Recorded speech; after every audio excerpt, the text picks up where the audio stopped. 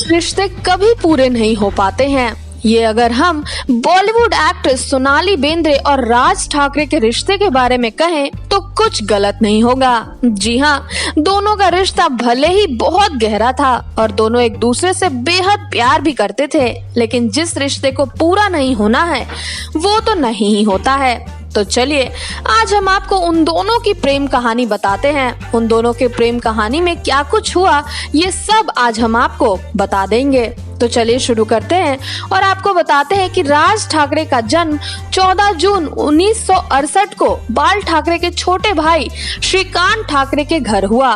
कहा जाता है कि बाल ठाकरे में बहुत सारे अच्छे गुण थे और उन्हीं की परछाई थे राज ठाकरे, जिस वजह से वो उन्हें अपना वारिस मानते थे। कहानी 90 के दशक की है।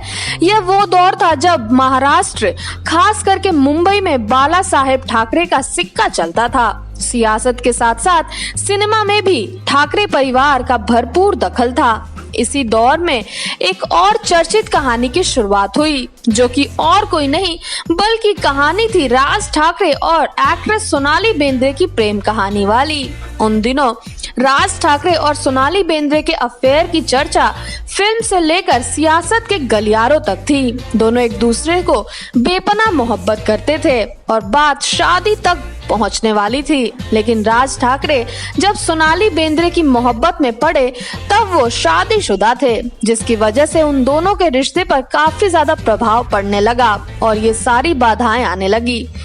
आपको बता दें कि दोनों के रिश्ते को लेकर बाल ठाकरे ने साफ मना कर दिया था। राज ठाकरे और सोनाली बेंद्रे के अफेयर और शादी करने की चर्चा जब बाल ठाकरे तक पहुंची तो वो अड़ गए। उन्होंने राज ठाकरे को दो चीजें बता दी। उनका कहना था कि शादीशुदा होते हुए वो सोनाली बेंद्रे से दूसरी शादी नहीं कर सकते हैं, तो इससे पार्टी और परिवार की छवि भी खराब हो सकती है। भविष्य के लिए ये बिल्कुल ठीक नहीं है। राज ठाकरे ने ताऊ बाल ठाकरे की बात मान ली और शादी के फैसले से पीछे हट गए।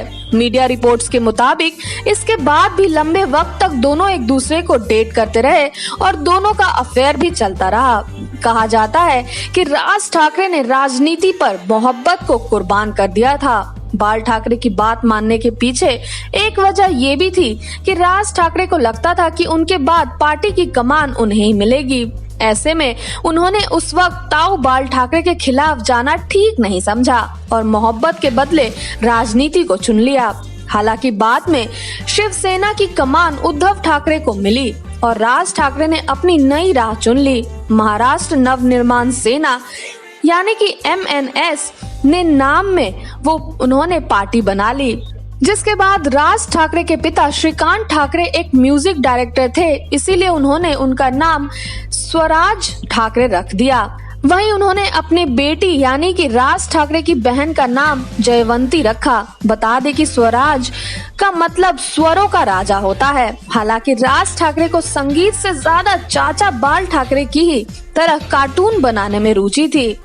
वो अपने परिवार के साथ काफी कुछ करते नजर आते थे और उन्हें कार्टून बनाना बेहद ज्यादा पसंद था। ऐसे में सोनाली बेंद्रे और राज ठाकरे की कहानी का अंत यहीं हो गया और फिर दोनों एक दूसरे के साथ कभी नजर नहीं आए। तो आपका क्या कहना है इस खबर को लेकर, हमें जरूर बताइए अपने कमेंट्स के जरिए।